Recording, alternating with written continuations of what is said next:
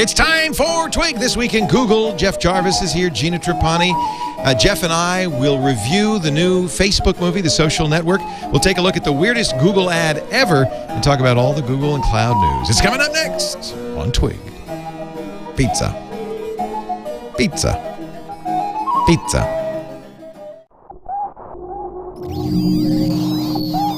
Netcasts you love. From people you trust. This is TWiT.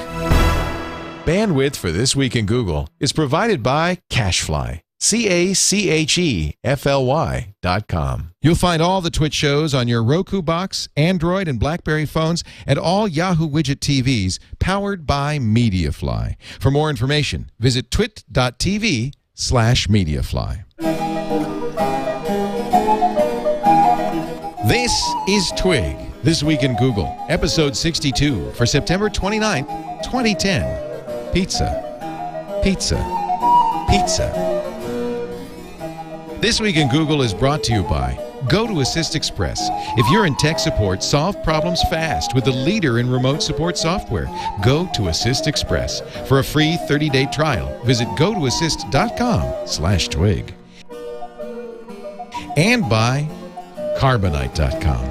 Backing up the files on your PC or Mac is safe and easy with Carbonite. For a free trial plus 2 free months with purchase, go to Carbonite.com. Offer code TWIG. And by MailRoute.info. MailRoute is a secure hosted service that provides enterprise-grade virus and spam filtering to companies of any size. Try it right now, absolutely free, at MailRoute.info.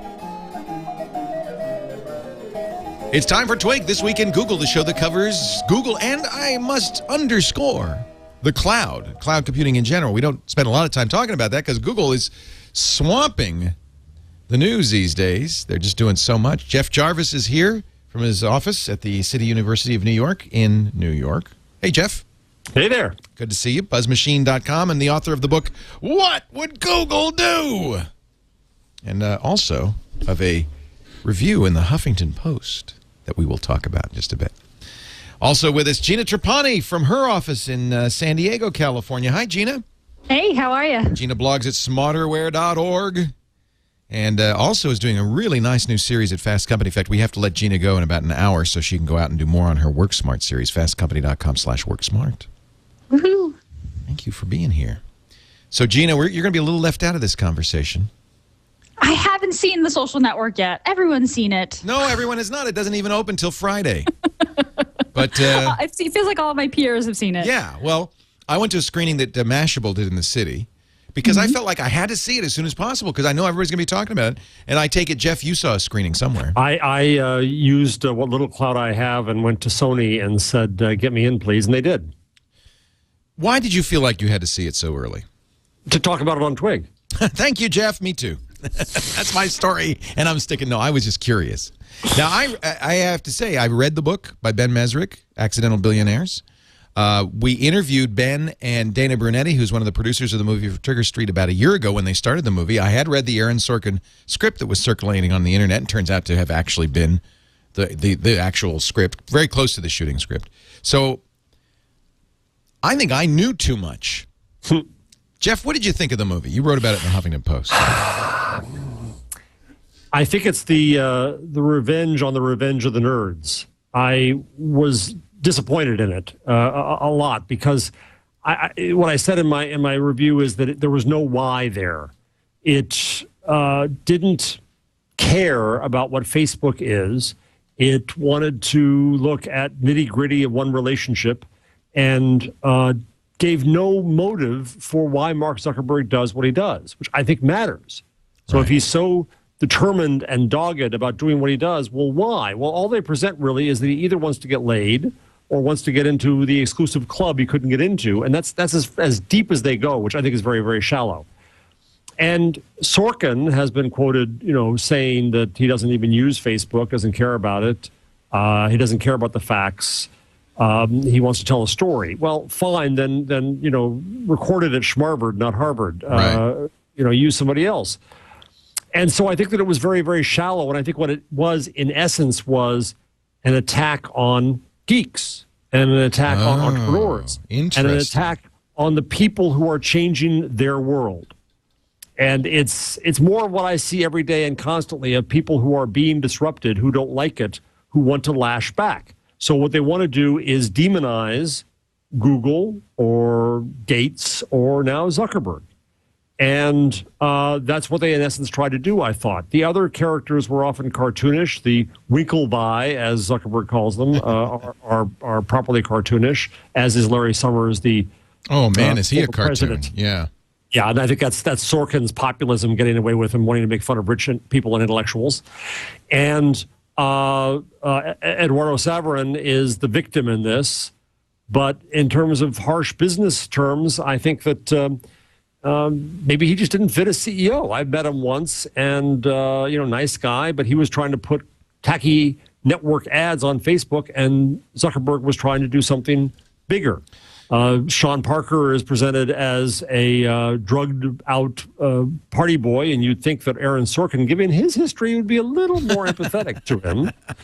And in the end, I think that what disturbed me was that it was trying to just attack us. It was trying to take those of us who see value in the internet and try to dismiss that value and dismiss one of its architects. And I think it was, in that sense, lazy. It didn't try to dig into what Zuckerberg truly is or why he does what he does, because it didn't understand what he has done.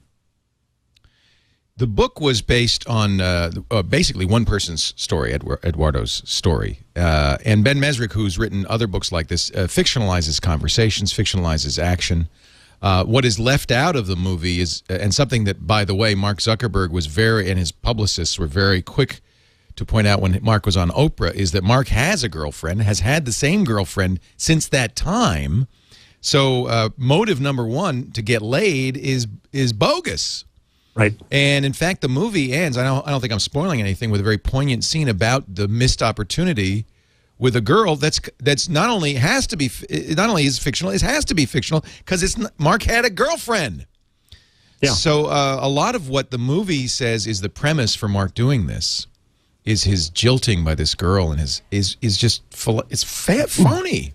Yeah, it's made up. In the discussion on Huffington Post, where I cross-posted the review, most people are saying to me, "Hey, it's not a documentary." Well, it's not even true. That's the problem. It's not even true, and it uses real names. But Citizen Kane changed the name and went with that license there. Yes, there's license taken, but as you say, Leo, it's not even true, and it goes so far in, I think, attacking him. A few people said that they thought that he came off well because they were kind of, yay, the geek wins. But I don't think that's Sorkin's attitude at all.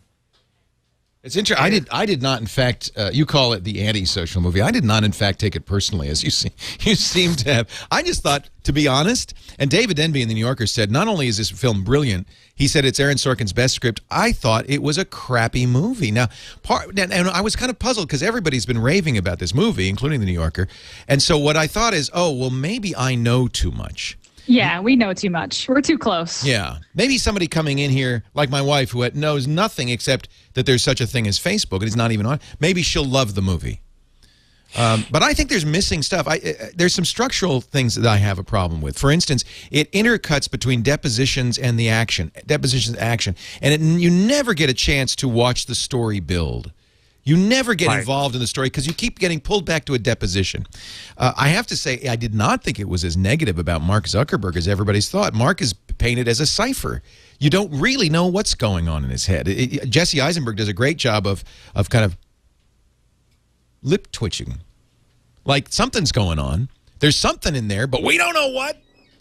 Well, I think part of that, don't you think that he was, it was a rather, an effort to make him look rather Aspergery. Yeah, I think that if there was anything that you get that negative about Mark in here is that he is antisocial, is that he doesn't understand the rules. He can't understand, for instance, why a woman wouldn't like the notion of being compared to a farm animal. It's just like, it was a joke. And so as a result, I think it's not negative. It just comes off that he's just clueless. Well, but again, I think you're right, though. It's what it doesn't say about him. It doesn't get, and I hardly know Mark Zuckerberg. I've been, I've met him 4 or 5 times.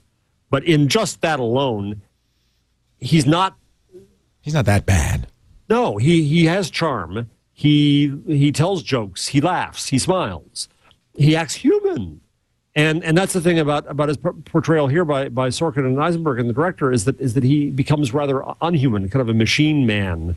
So you think this is an indictment of all geeks, that we're all a little bit like that?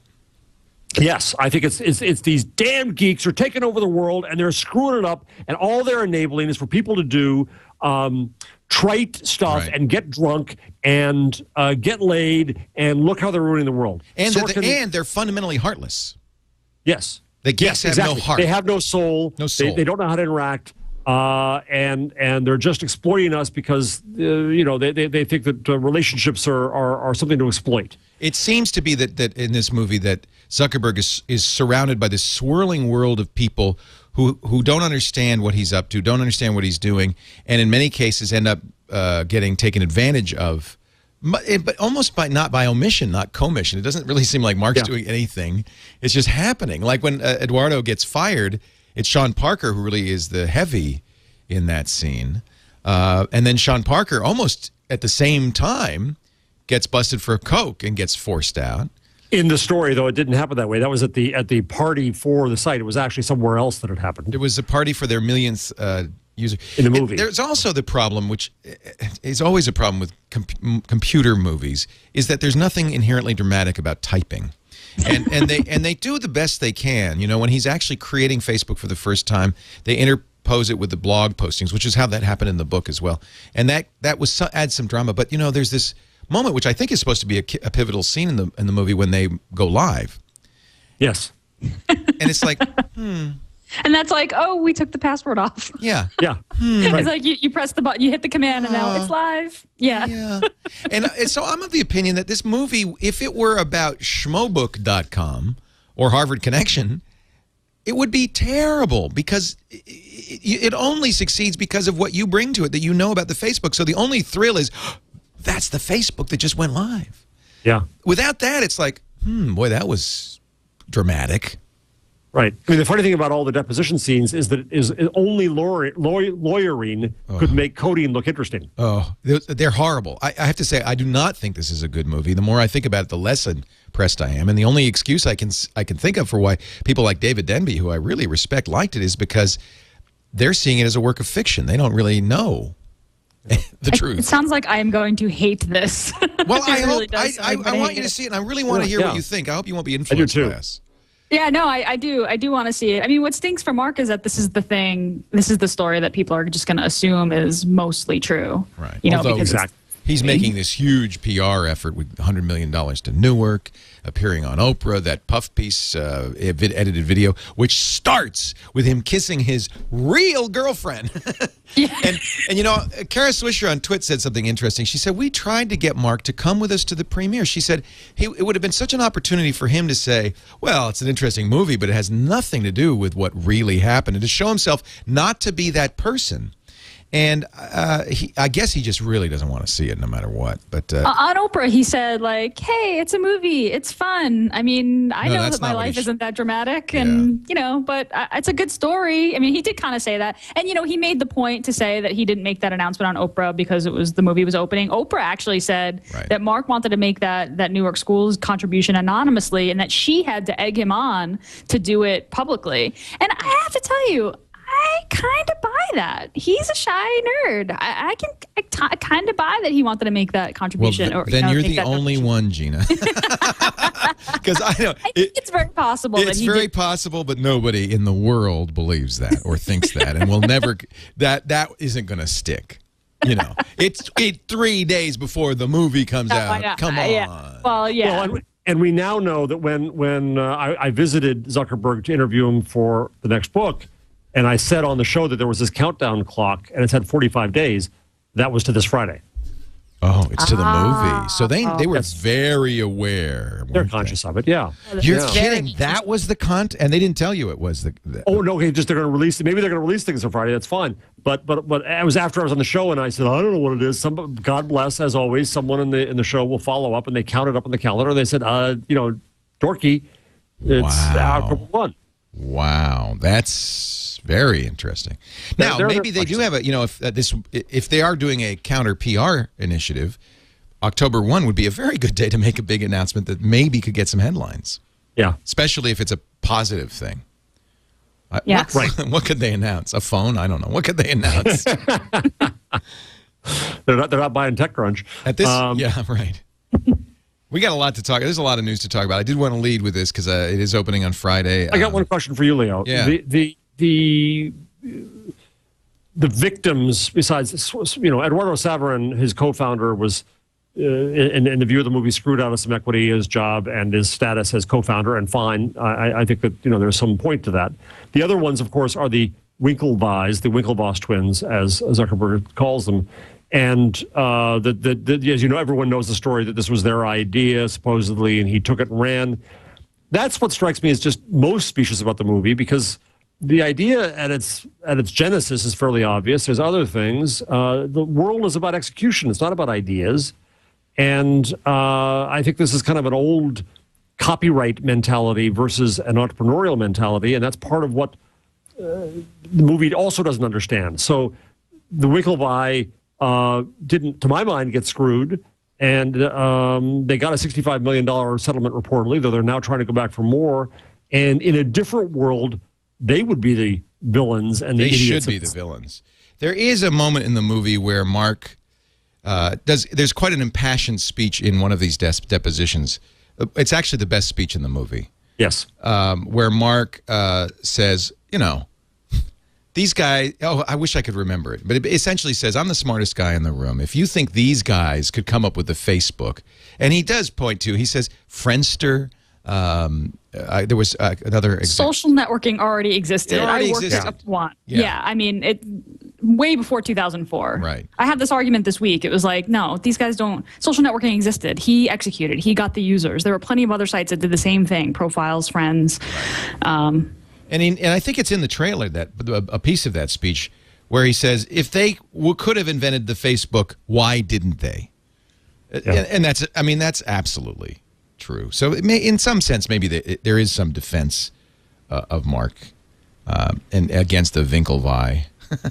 They don't come off that good, I got to say. Nobody in this movie comes off very well. That's the other thing. There is no hero. It's all dark. It's this whole world of the geek and the entrepreneur and the rich is presented as a dark, depressing, inhuman, unpleasant, nasty world. And I've always thought Aaron Sorkin was pretty good with his female characters. Ooh. Women in this movie are not treated well. Oh, I'm going to hate this movie. I'm definitely going to hate this movie. And the Ivy League, I would like to point out. And the Ivy League. Oh, the Ivy League is even worse. We don't sue. We're men of Harvard, says the Winklevoss at one point. And then Larry Summers, he had some despicable lines. He comes off as the most pompous buffoon. Comedic. At one point, he says to his assistant who's sitting in the room, Louise, punch me in the face. I am about to fall asleep here. Well, but Gina, he's practically Thurston Howell III in this movie. He is. Yeah, and that's the most made-up scene in a sense of all, except for the girlfriend stuff. They had no way in that. Yeah. But Gina, I'd be curious whether you think that the way that women come off badly is because Sorkin is not treating it well, or because that's part of his indictment of the geeks. That they mistreat women. Yeah. The women in this, there's one sympathetic lawyer. Every other woman in this is a bimbo, a slut, somebody who's out to meet a rich Harvard fellow. Oh boy, a groupie. I think it's actually a pretty reprehensible movie. You're getting madder as we go. I am, now that I think about it. It just lost a star. Another star off. I love Aaron Sorkin. I love David Fincher, although Fincher's not exactly kind to women either. But I think he's a great filmmaker. I think something went badly wrong with this. And maybe it is polemic. Maybe you're right, Jeff. This is anti-geek polemic. I don't think, looking at the comments on HuffPost, I don't think that's the way, and then granted, that's people who are online. They should be closer to this people. I think that's the way it's going to go. I think that there is a hostility to not just Facebook, but also to the change these people have brought us. Well, I'm hostile to Facebook, so I was, I guess, the natural. But I'm not hostile to geeks. I don't know. I mean, it's very true to the book, by the way. I mean, if you're going to bring the book to life, I guess. Which is not true to life, but that's okay. Right. Yeah, Ben does not write. He writes fictionalized history. What's the box office prediction? I think that despite all the great reviews, this is going to tank. Because I think fundamentally, most people, even if they're on, well, the first 2 weekends will be strong. I think it'll die very quickly after, because I think word of mouth will be bad. I think people will go because they're on Facebook, because there's 500 million users. And the promotion for this has been phenomenal. But I think ultimately it's not a good movie. And I think people are going to come out of it scratching their heads. Go ahead, Gina.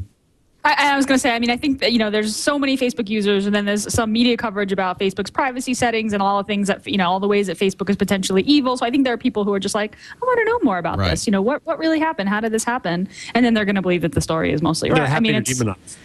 Well, and that's why I think some people, I think it may have more appeal than it does to me, because I know the story. If you didn't know the story, it might be very dramatic. Oh, they flipped the switch. Yeah. Well, how's it? Ooh, you think anybody will use it?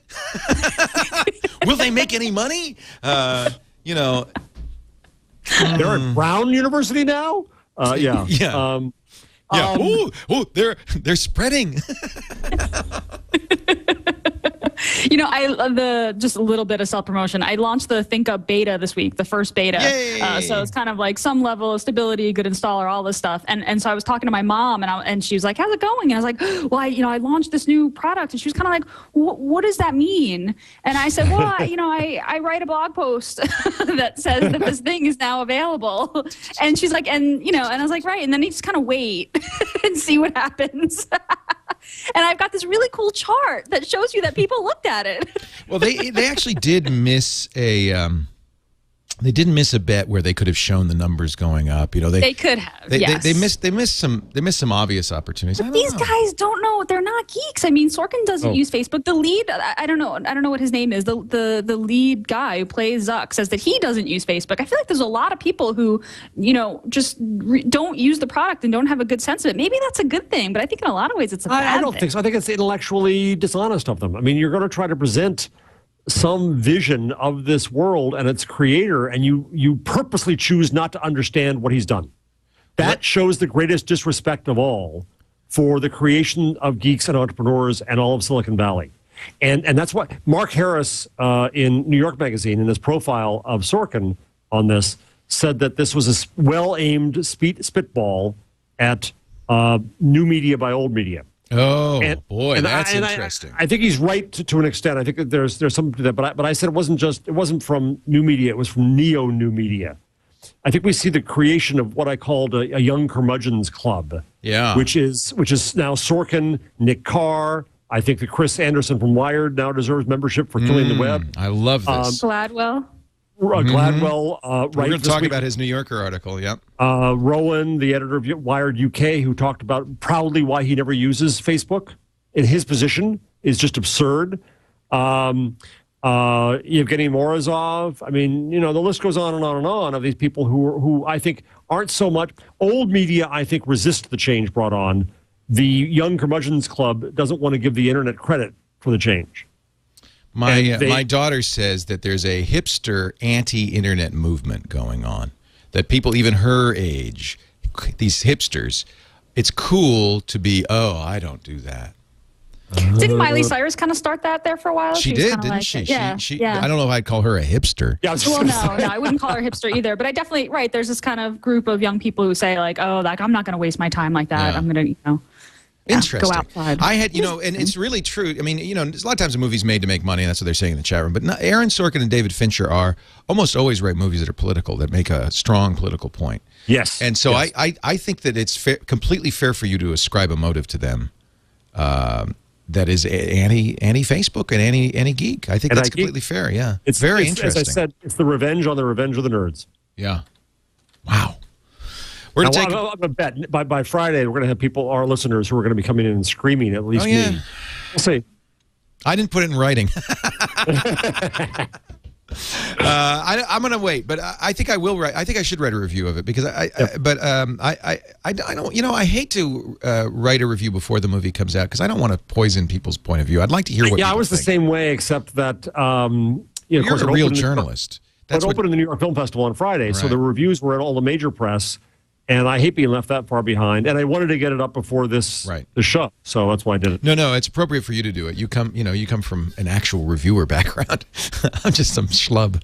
Somebody in Huffington Post said, "Oh, well, this from a TV critic." Yeah. What do Sorkin you know about film? Sorkin was there. Yeah. I love I mean, I gotta say, I love Fight Club. I love West Wing. I was prepared to love this movie. Studio 60. Studio 60 was my favorite show of all time. Really? Yeah. Wow. But I'm in TV. Remember? But see, that was a love letter. There's a really interesting. That was a love letter to TV. To media. Yeah, you're right. Old media. Old media. That's why I liked it. It was a total love letter to old media. I looked up Sorkin at the time. Bloggers went after the show like crazy, and I looked up and Sorkin at the time smashed bloggers in the Chicago Tribune and said that all voices oughtn't to be equal. Wait a minute. In Studio 60, there's a very big moment where one of the actors is very influenced by a blogger. That's right. And the script, that's some jerk in a pajamas. In fact, it's a big plot point in one of the episodes, come to think of it. That's right. His true colors coming out.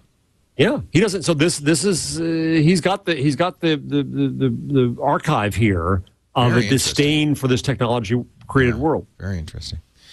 You're watching This Week in Google. Jeff Jarvis is here from buzzmachine.com, which I think is down a little bit right now. I think it's up again now. Okay, I was just panicking over that and was going to ask Gina to reboot me. It's probably our fault. We probably sent a few people there to read your review.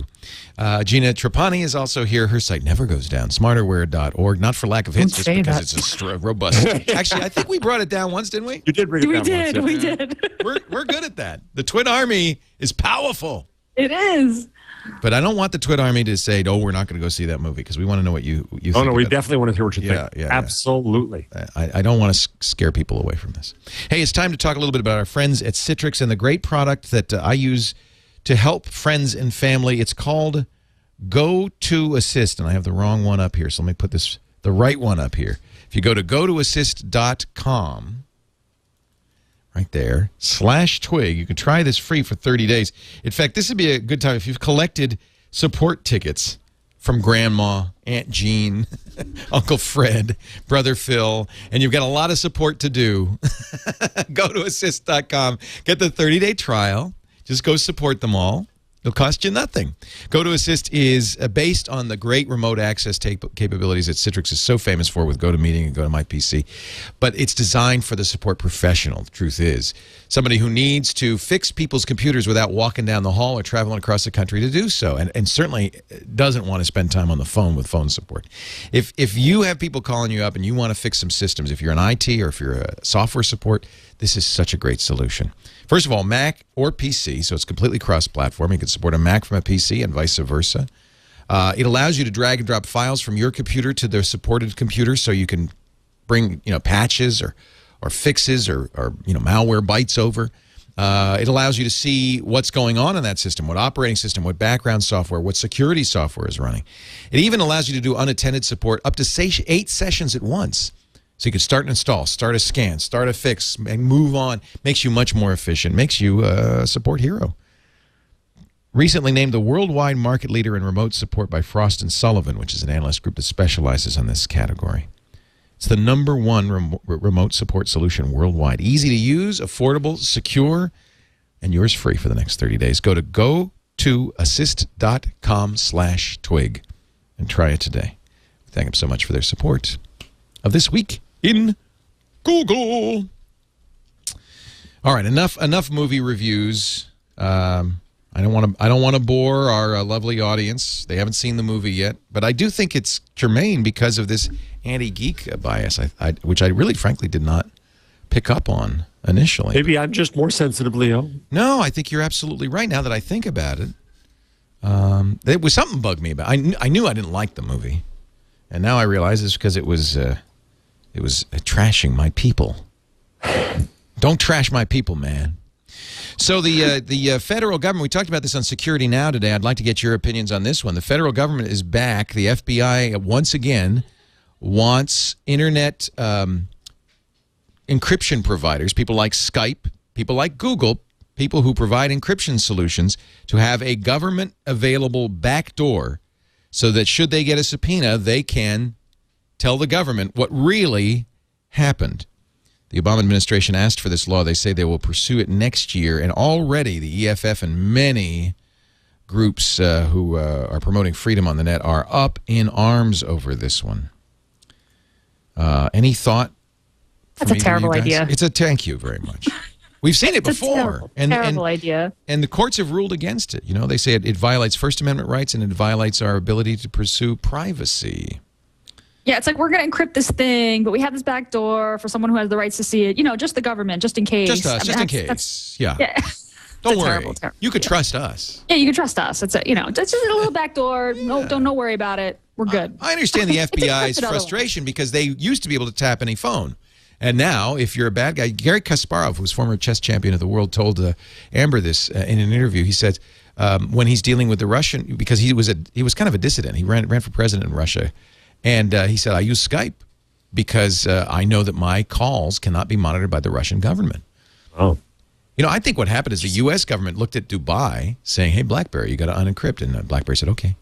Looked at India, said, BlackBerry, we can't read these messages. You got to give us the keys. And BlackBerry said, okay. And they said, hey, we want that too. We don't just want it from RIM. We want it from everybody. I'll get in trouble for this, but I'm conflicted here. I agree with you. And let me make this clear in the bottom line. I think it's a bad idea. I think it's the wrong thing.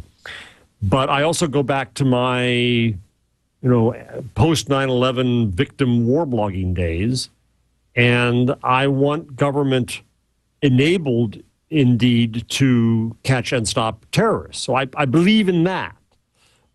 But then I find this scary and abhorrent. And so my problem is I don't know where the line properly is. I can't draw that line. I'll give you some ammunition, Jeff.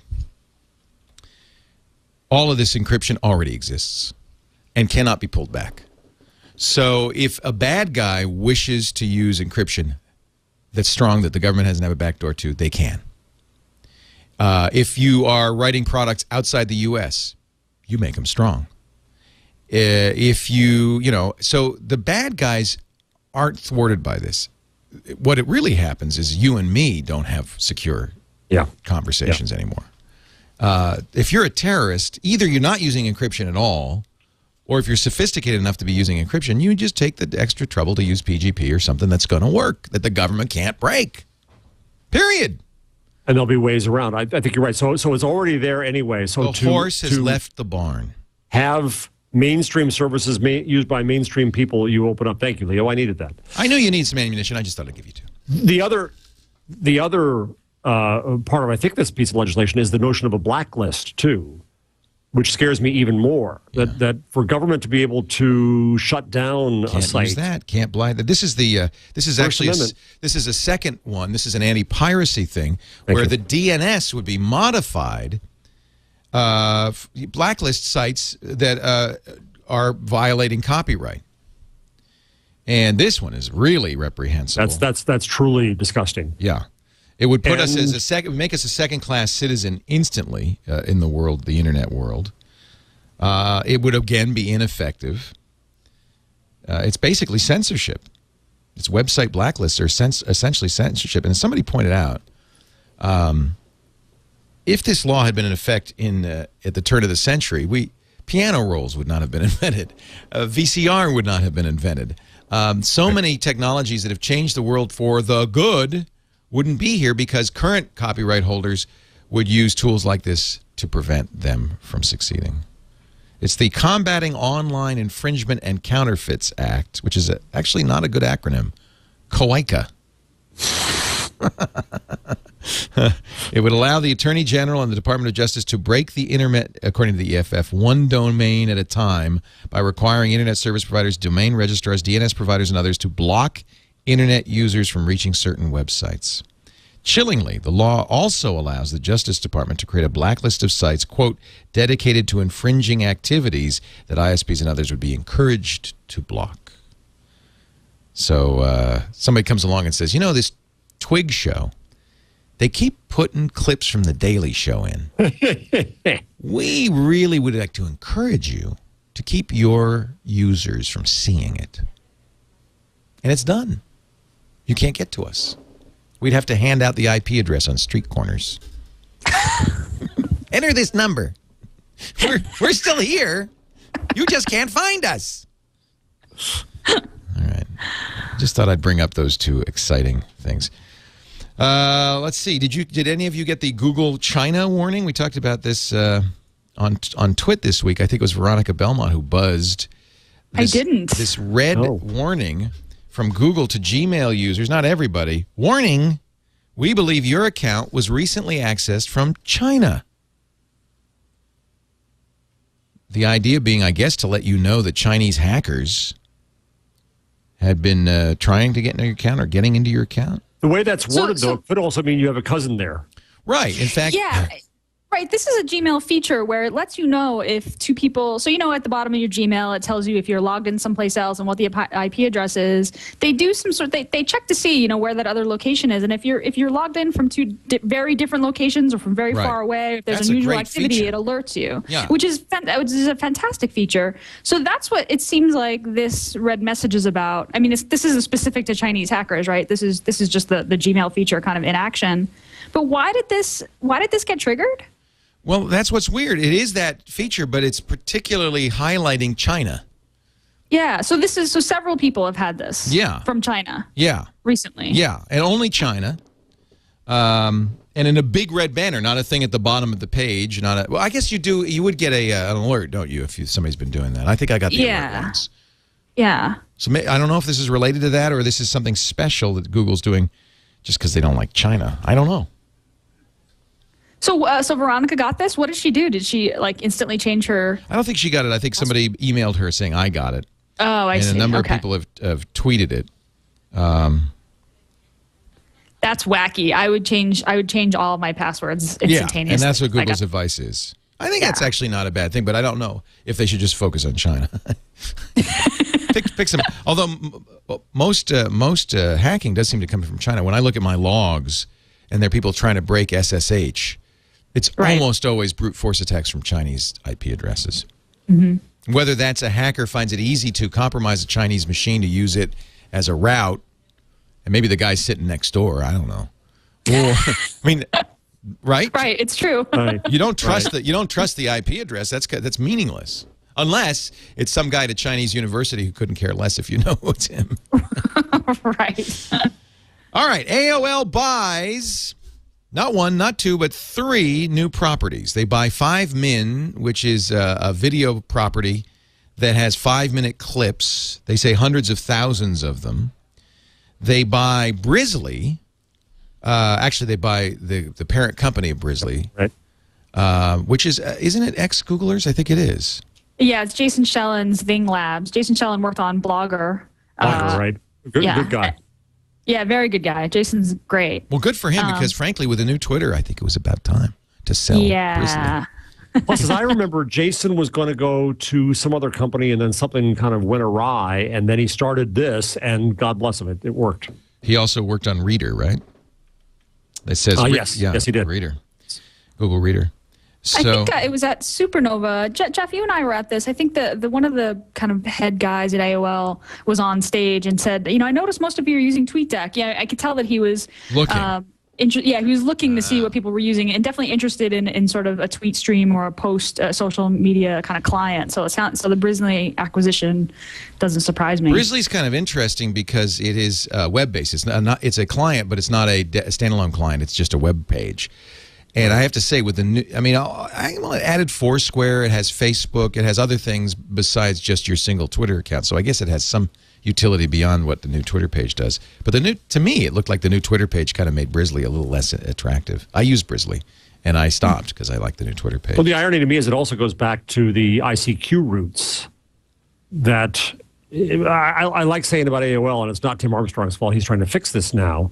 But AOL asked what business they were in and came up with the wrong answer. They said, we're in showbiz and we're merged with Time Warner. And the truth is that they were Facebook and Twitter before, while Mark Zuckerberg was still learning to eat. They had all the tools necessary to enable this kind of communication, and they understood chat, they understood people coming together to communicate, they understood content creation, and they ignored all of that and thought they were, in the dial-up business. They blew it, for sure. Oops. According to Read Write Web, the team is not, Brisley will not survive, or isn't particularly the reason they bought it. They wanted the team, the engineers, the brains to work on AOL's social stream product, Lifestream. Have you used Lifestream? No. No. Apparently nobody else has. Yeah, I do remember that AOL person mentioning Lifestream, and everyone was kind of like, what? Huh? What? It's iPhone, Android, Mac, and PC, all your social network updates in one place. It's been around for over a year. About 5 million people use it, which is nothing.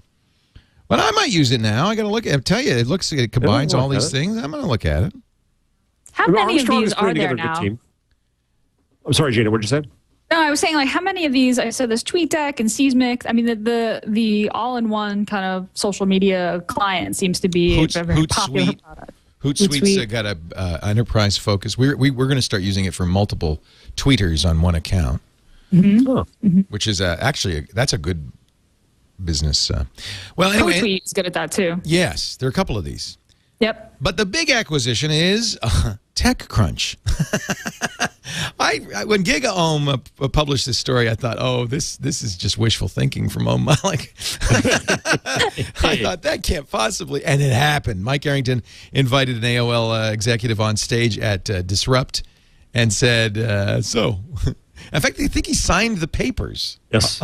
Didn't he give the audience the opportunity to veto, but to boo the deal, and they didn't? He's a showman. I think it was a $40 million deal that Mike was not going to scotch, no matter what the audience had to say. That's the rumor. Anywhere from $25 to $40 million for TechCrunch, and I presume it all going, or mostly going to the pocket of Mike Arrington. You got to wonder, though. There was a great Joy of Tech geek culture cartoon, which an executive at AOL is going, how soon before I can get rid of this guy? He's driving me crazy. Mike said, this will affect our coverage of AOL. We won't be able to write any positive AOL stories anymore. It's a nice spin on it. Well, I mean, AOL acquired Weblogs Inc. and Engadget. That's right. They run Engadget. Yep. And Engadget is still really good. You'd barely know it was an AOL property. Jason sold out way too soon, huh? Oh, Jason. Jason is not happy. We're talking about Jason Calacanis, who's been tweeting basically death threats ever since this happened. I've never seen anybody Partly because they split up their event business, I think, so that Arrington could sell this nice and cleanly. Right. And so, he tweeted to Arrington, you want my bank transfer numbers. Sorry, Jason. Hey, it's business. Hey, Mr. Savarin, it's business. Yeah. Boy, that is one reason to see this movie. The way they get Eduardo Savarin out of Facebook, it kind of rang true for me. I could see that happening. Yeah. That part, yeah. Yeah. I mean, I guess Mike and Calacanis used to do TechCrunch 50, TC 50. They had a kind of public blow up. In fact, I talked to Jason shortly after that. He said, Mike just disappeared. I had to finish Mike just disappeared. And he's been calling Mike. That's the funny thing, though, Leo, it's so redundant to use those two names and say blow up. Of course. I know. I mean, these two were just like, it's like a 3-week circus. He even made me the nicest person on the internet blow up. Yes. He did. He found Leo's fuse. He lit my fuse. In fact, both of them have kind of pissed me off. Both of them have, yeah. And I decided I'm not working with people who make me angry anymore. It's just bad for my blood pressure. And the two of them are peas in a pod in that respect. They both really can get you going. Yeah. And here's the funny thing. I have a lot of respect for both of them. They're smart. I'm very glad for Arrington. I think that he. I was talking to my students this week, and Rafat Ali was coming into my class, and I said he was the journalist who became the accidental entrepreneur, and Arrington was the entrepreneur who became the accidental journalist. And he, went through his rough periods and was very Arrington, but by God, he built an amazing thing. Everybody reads it. Everybody reads it. You have to read it. You bet. And his event that I went to was really good. And yeah, he can be difficult, but that's probably why he is where he is. And he did, good for you, Mike. Big stars always have big egos. I mean, it's just the way it is sometimes. And I'm when sure Sorkin makes the movie about TechCrunch, Oh, now see, that's a movie I'd go see. Yes. But, I don't know Perez Hilton, but I can imagine he might have a little bit of a emotional, temperature. I think the Perez movie would be great. That I'd see. Yeah. Yeah. Anyway. Perez is a character, though. I mean, does this change how TechCrunch covers the news? I don't think it has to. I mean, I think Engadget, like I said, is still good. I think that I don't know. I think Arrington will go so far out of his way to prove that it won't. Yeah, maybe. As long as Mike's there, he's going to be throwing spitwads at AOL. Yeah, I think so. Yeah, I give him that. I give him credit for that. He has to, though. At this point, he can't not. Yeah. We have another big story, a couple of big stories that we're going to get to. Amazon's kind of gunning for Android in the marketplace. We'll talk about that in just a little bit. We are talking about Google in the cloud. And then this week on Google with Gina and Jeff and me and Carbonite. Carbonite is my favorite backup solution. Everybody ought to know about Carbonite. It is online backup done right. And why do you need online off-site backup? Well, it's absolutely critical to any backup solution is the ability to back up away from where the originals are so that if the worst happens, fire, flood, tornado, earthquake, or just bad guys breaking in, that your data is somewhere else safe, off-site. You got to have it. I think any good backup also should be automatic because who remembers, I got to back up on Sunday. No, it should happen all the time. So that's what happens. Carbonite runs on a PC or Mac, runs in the background. It's, by the way, very transparent. In fact, the new Carbonite 4 on Windows, it's so lightweight. You don't know it's there. But whenever you're online and not doing anything, it's going, here's some more data, here's some more data. It uses your broadband connection to upload using 128-bit SSL, so you can even do it at an open access spot, to the Carbonite servers, where it is, of course, multiple backups there as well. You can also encrypt it, AES 256, which the government has no backdoor to, by the way, and you, in fact, are the only person with the key. That's also possible, so you can have absolute privacy of your data. But whenever you need it back, whether it's for fire, flood, or human error, I trashed that file, you just go online. And this is the neatest thing about the Carbonite. You can go online on any computer, and there's your data. So you don't have to install Carbonite on that machine. You don't have to do anything. That data is there. It's always available on any computer. They even have a free iPhone app and a BlackBerry app. Same thing. You always get your data, check it to make sure it's there. This is what you should have for backup. I want you to try it free for 2 weeks. You don't even need a credit card. Just go to Carbonite.com and enter the offer code TWIG, T-W-I-G. Please use TWIG. I know people a lot of times forget and they use TWiT because that's, we're all TWiT. No. Please use Twig, because otherwise Carbonite's going to say, well, nobody listens to that Twig show. Carbonite.com, offer code TWIG, 2 weeks free. And by the way, if you do like it, and you say, I think I'm going to buy this, use Twig when you check out, and you'll get 2 months free. It's less than $55 a year for every bit of data, all that personal stuff on your internal drive. That's a good deal. Carbonite.com. It's backup done right. Amazon says we are going to launch our own app store from Android. The story from TechCrunch this week. Pretty interesting. It's like they're going to launch like the Apple iTunes, the curated version, right, of the Android market. It's something we've been asking for, isn't it? Yeah, I think it's a great thing for Android, isn't it? I guess. Yeah, I think so. There's some extra restrictions on developers, but developers have a choice of where they want to list their app. So, hey, if it does well, I guess my question is, what is going to be like the consumer, why is a consumer going to use the Android or the Amazon market over the Android market? I guess if they're on Amazon already or... Well, I'll use it if I feel like it's vetted. We all complain about the fact that there's 1,800 wallpaper apps. You do a search on the Android marketplace, it's hard to find what you're looking for because there's so much crap. And a lot of the developers use popular names. Like if you search for Angry Birds, you'll find 20 things that aren't Angry Birds. Yes. Yeah. Right. And the other problem that Amazon can solve is the payment problem. There are certain, the Android marketplace doesn't take certain credit cards. It doesn't take Amex. If you're buying, an international app, there's like restrictions. So I wonder if Amazon will be able to let you buy apps maybe that are more difficult to buy. I tried to buy something recently. I forget now. I think Tasker, and I had my Amex set up, and it doesn't take American Express. So I had to set up another credit card, and I said, "Oh, screw it! I'm not gonna go through all this right now." Although the Google payment, which is the normal means in the marketplace, works fine if you have a Google account. Right. Yeah. I don't know. I got to figure out why that's not set up because I definitely have one of those Google checkouts. It might be international. It's not international. Tasker's in it. Yeah, it's an international app. So that was it. Yeah. Yeah. For each now, and this I think, and TechCrunch mentions this. I think it does kind of imply that Amazon's going to do an Android-based tablet. So it would make a lot of sense if you're making the hardware. That's why Verizon is doing the Vcast Android store because they're selling the hardware. So it makes sense to have a kind of it's on this Droid X. There's you go to the standard market application and there is a Verizon tab. Of vetted. Oh, so I see. So it's a separate tab in well, it the is regular in this case, it's a separate tab. So, in fact, it takes the place of on a stock Android install of the Downloads tab, which is kind of annoying. That's hidden in the menu. You hit the Verizon tab. It's not just Verizon apps. Skype's in there. I mean, it's approved apps, right? Bing is in there. Most of them are from Verizon, but not Bust a Move, not Rhapsody.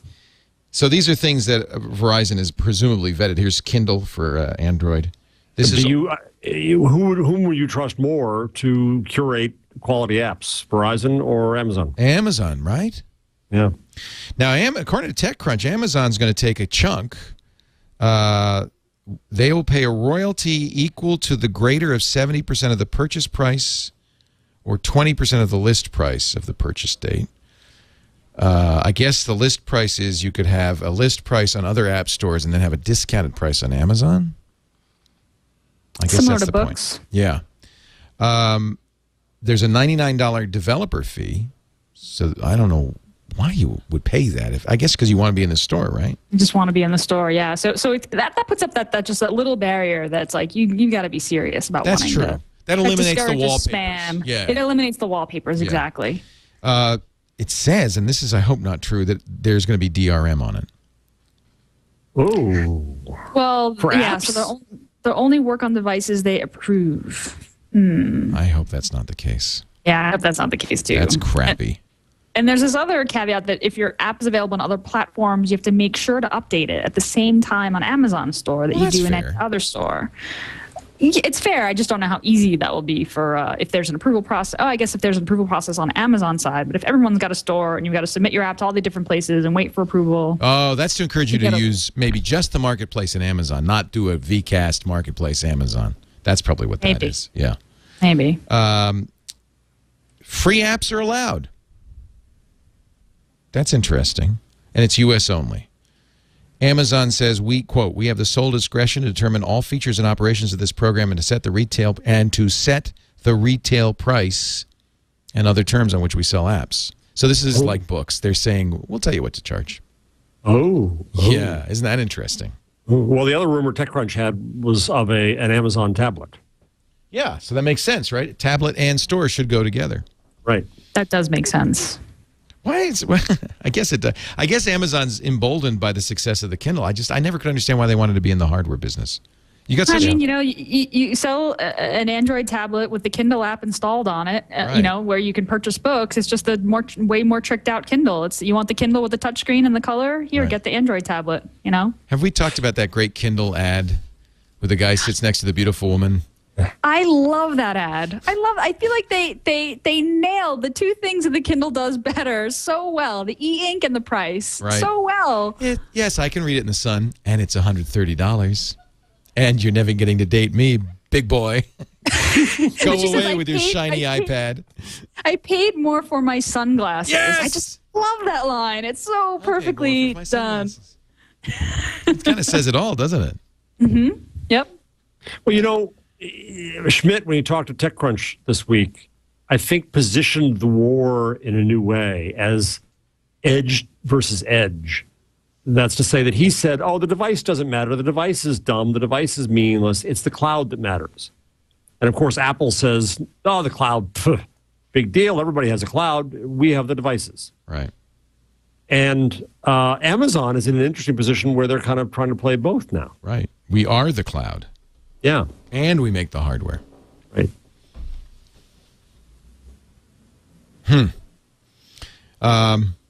Google TV makes an early public appearance. This is the Sony TV.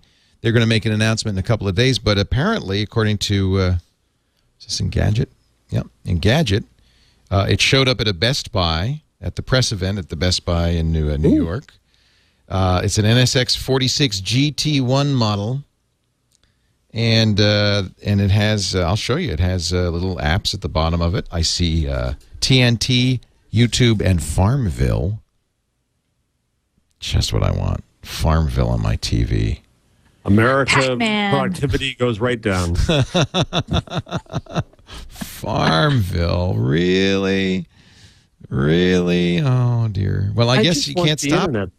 Yeah, well, here's CNN, TBS. So, you know, I thought it was very interesting that Hulu Plus is going to show up on the new Roku box. Yeah. I think these boxes are, you know, this is going to give Google TV and Apple TV a run for its money now. Yeah, heating up. Things are heating up. Yeah, for sure. I like that. Competition, good thing. Yep. My Apple definitely. TV is in Alaska. What? My Apple TV is in Alaska. And why? That's right. You ordered one. Oh, it's in Yeah. Alaska coming to you. It's not. Yes. It didn't go to Alaska. It's on its way. Yeah, I ordered one too. Although I ordered it later, so I don't get it for a while. I'd be very curious. I don't like the idea of a streaming only device. Although I use the Roku like crazy. So there, I guess I do like that idea. All right, we're going to take another break and come back with our, because we got to let you go to work, Gina. Oh yeah. She's going to work That's smart. right. No more of this hanging out. No more hanging out. We're going to get Gina's tip. We're going to get Jeff's number, and I have a tool of the week, which I tried and was not impressed by, but I'm going to tell you about it anyway. It's overpriced and it didn't work. But other than that, it's great. Just like the movie. No. And don't go see that sucky antisocial movie. The Antisocial Network. Let's talk a little bit. This actually is a new sponsor, and it's kind of a little different thing for us. This guy's a friend of mine. His name is Tom Johnson. I met him 6 years ago, and he wrote what eventually became Microsoft's hosted exchange services. It was a company called FrontBridge. Sold it to Microsoft. Kind of, said, I'm going to relax a little bit now. And but he said, spam is such a nasty thing. I'm going to write the ultimate spam solution. And now this is not a client-side solution. This is not an application. This is really not for an individual. Most of us are using Gmail. Gmail does a very credible job at spam. This is for either a company that wants to host its own mail, doesn't want to trust its mail to Gmail or some outside service, wants to run its own mail servers, or, and I think a lot of us are in this category, I am, people who have their own servers. I use leoville.com. I know, Gina, you have your own servers. Cachefly has his own servers. I've been using MailRoute on my leoville.com for 6 years. And Tom, every once in a while, will send me my stats. In the last 12 months, now this is what's cool about MailRoute. If you go to mailroute.info, by the way, you can sign up 10% discount for life if you just, you don't even have to use our name or anything. Just go to mailroute.info. That's a special page for Twig listeners. And I got it, but again, you have to be able to change your MX record. That's how it works. But the nice thing is it takes 3 seconds.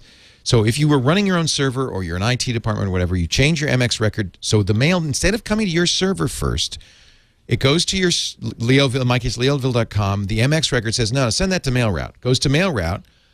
I think of it as sewage treatment plant. It gets rid of all the garbage and then comes back to my server. Let me tell you how many messages did not go through my server because of this. Last 12 months, I was sent 3,793,738 messages in one year. Of the 3.7 million messages I was sent, 3.6 million were spam. 96.5% of the traffic that went to leoville.com never arrived because of MailRoute. And by the way, 0 false positives. Tom is a stickler for this. You don't miss any critical mail. You just don't get the junk. Last month, out of 342,000 messages sent to my Leoville account, 96.8% were spam. And I never saw it. I want you to try MailRoute right now. Just go to mailroute.info to find out more.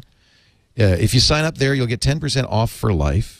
99.999% uptime for message processing.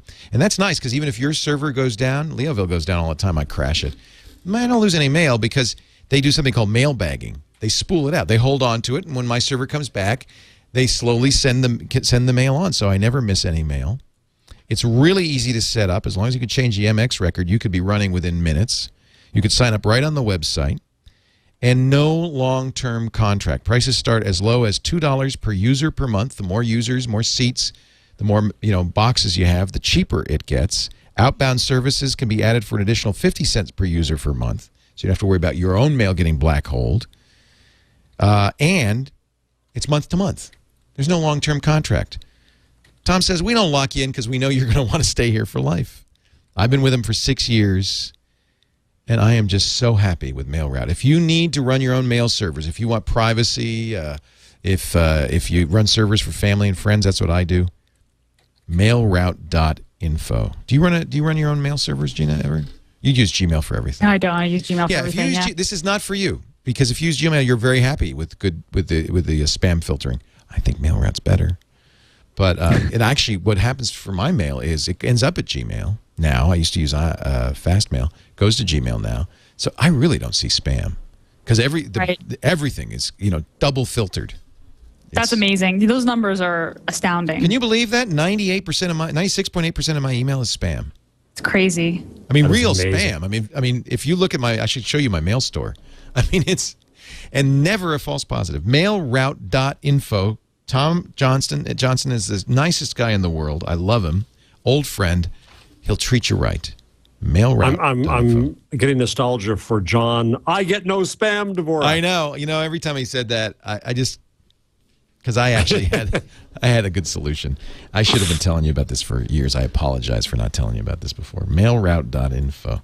All right, time for Gina's tip of the week. Gina?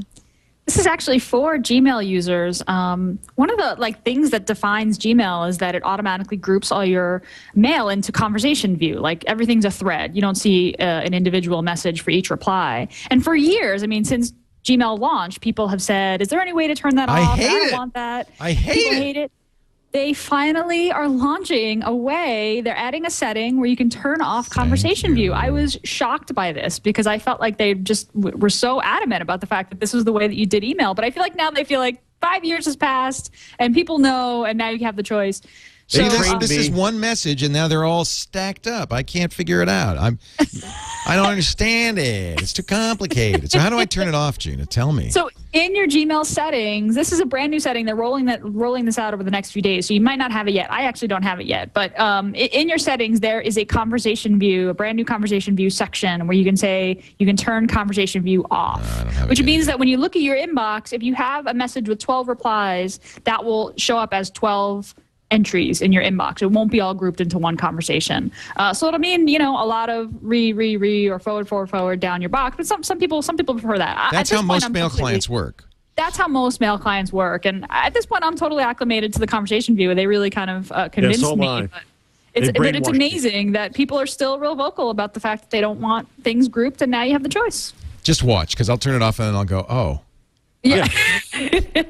Now I understand.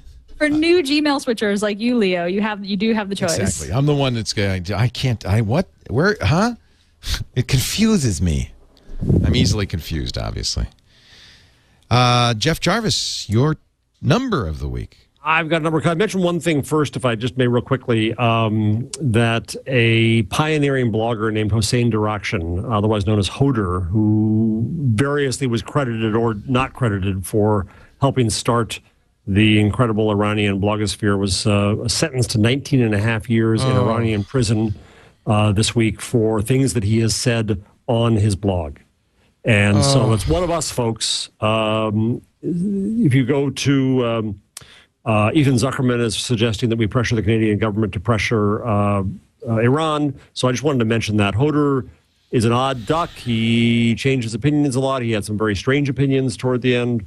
but he's still a blogger who, through lack of free speech, is in prison. So I just wanted to mention that. Now, the number. 1 million is the number, and I'll use it twice. One is that Google just announced that they are funding a company called Schweeb to the tune of $1 million for suspended plastic cycling pods on a monorail. That's useful, don't you think? Schweeb!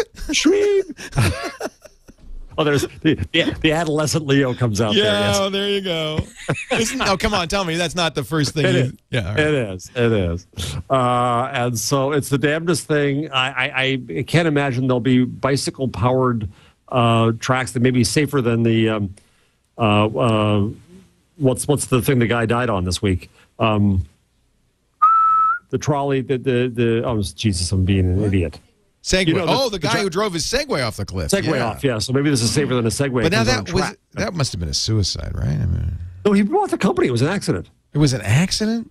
Yeah, Not good for Segway sales. Not good at all. He was testing the new one. Yeah, he went off the cliff. Oops. Yeah, oops. I feel terrible laughing. No, I shouldn't I laugh know. either. But boy, I didn't read it closely, and I thought, oh well, he must have driven off the cliff. It was an Yeah, accident. no, it was an accident. Yeah, that's it. He's a happy, nice guy who just bought the company, and then Oh, I'm so sorry. So That's terrible. yeah. Well, but I'm just full of joy at the end of the show, aren't How I? do you drive a Segway off a cliff? I could do it. I guess. I could probably do it too. I'm clumsy enough. I'd do it. Yeah. Don't go Yeah, near. I guess if you ridden just either sped up too fast or. Don't go near cliffs on your Segway, okay? Oh, have you driven one, Gina? I have not. I've actually managed I could fall off a Segway. I'm like George Costanza. I love the Segway. I think Yeah, it's you so would be much able to fun. do it, Leo. But Yeah, I Woz taught me how, so that's I got a wow. lesson from a master. Yeah. So the other use of 1 million, real quick, is that Vinod Khosla was at TechCrunch Disrupt and told a story that's been around, but he confirmed it, that Excite's George Bell rejected buying Google for $1 million. Khosla talked Larry and Sergey down to $750, and Excite still rejected that. Current market cap, $167 billion. Excite, dead. And where's Krause these days? I don't I know think if the Krause aliens. is- I think the is Bell. aliens got him. Yeah. Yeah. Oh, that's right. Yeah. Yeah. He was the one who said something about aliens, right? Joe Yeah. Krause, the guy who started Excite. How much money? 1 million, and then talked down to. I can't believe the Khosla was going to talk him down, but talked him down to 750,000, and Excite still rejected it. Too expensive. Talked him down. I'll give you $49.95 and a hot dog. So my pick is something that Adam, is it Dashis? How do you say Adam's name? Dacus? In Lifehacker? That's a good question. I think it is Dachis. Dacus. Wrote about and promptly brought the site to its knees. But it's a great idea. It's called Rainmaker, and they have an announcement on their site. I went there immediately after I read the Lifehacker article to sign up, and all I got was an Apache error message every time I tried. Thank you for your interest in Rainmaker. We're experiencing very high traffic at the moment that is slowing our syncs. Trust that we are working around the clock to fix the issue. Well, if it gets fixed, this is a great idea. It ties all of your social networks into your Google contacts. So you can sign in. Let me just see if it's working now. Let me just sign in with my Gmail here. It is not cheap in the long run. Grant access. Okay. Now what I'll do is I'll give my Facebook and Twitter. Yeah. That's what I thought. It's the price of fame. It's the price of getting life hacked. Yeah. That's what it is. But it's a really great idea. Pulls your contact data from Facebook, LinkedIn, and Twitter. Combines. Now, my phone does a little bit of that, but this is a little bit smarter than the phone for doing this. And I'm very impressed. However, I gotta tell you, it is not without a price. If you look at the pricing, there is a free version. They call it Drizzle. That you get $10 per raindrop, $25 to start. Now, Block that metaphor. Yeah, it's going. Well, it gets worse. If you pay $9, you get the sprinkle, and you get 100 raindrops a month. A shower is $250 a month for $20 a month. So it's a little pricey. But if you are basically, they call it CRM for Google Contacts, and I have to agree. If your contact list is really important to you, this is a very nice way of combining contacts from all of the social networks, not, updating them automatically, updating the phone numbers, updating birthdays, all the stuff that you need, who's connected to who. I think it's kind of a neat idea, and I look forward to it working someday. I've probably now put another nail in the coffin of Rainmaker. Yeah. Don't try Leo, it now. no. Don't try it yet. Yeah, the Rainmaker sysadmins are just like, oh, God. Not again. They're crying. That was, by the way, one of the great moments from the Facebook movie when Zuckerberg said, "We never go down." And of course, last week, as I watched it, they went down. Go down. Yeah. Yeah, he was mad at Eduardo because Eduardo closed the chat. I know I shouldn't. Spoiler alert, but doesn't everybody know this? Maybe not. Anyway, I won't say it. The other thing that is a great moment for geeks is when they bring the Harvard network down. Yeah. And that's actually pretty neat. There's a couple of moments that you will like, Gina, like geek moments, like when his buddy comes in and he's creating Face Smash, which predated Facebook. And was it Eduardo? Anybody? Eduardo. He says, "Eduardo, what is the ELO rating algorithm that you were telling me about?" And he writes it in marker on the window, and then Zuck implements it into his system. And it's kind of cool. There's some geek coding moments that I liked. All right. I'm going to see Go it. see I'm going to see it. I'll let you know what I think. Tell us how wrong we were, Gina. All right. Say how great a movie it is. This is nice, Jeff, to review a movie before it comes out because nobody can gainsay anything. They don't. Oh, know. they have been. They have really been. even without seeing it. Oh yeah, yeah. It's not a documentary, man. No, that's true. It isn't. Not even close. We're going to let Gina and Jeff go because Gina has a date with a Fast Company, fastcompany.com/worksmart for Gina's great new video feature on getting things done. I'm off to do a shoot, but I'll be back for the full 90 minutes next year. Next year. Next year, yeah. That's next year too, but next week. Slip if I ever heard one.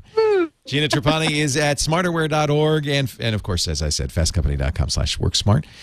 Jeff Jarvis, the author of What Would Google Do? He also blogs at buzzmachine.com, which is now back up. So you can read his pan of the Facebook movie. And we will end today, I'll let you guys go, with, I don't think we'll play all 10 minutes, but the weirdest Google ad or what I don't know ever. Pizza. It's I don't Google Mobile. I don't even know why. Nearby without I don't entering even your know location. why. Thanks everybody. We'll Just see you type or next speak what time you're looking for. on TWiT. Say you're in Chicago and you're really hungry.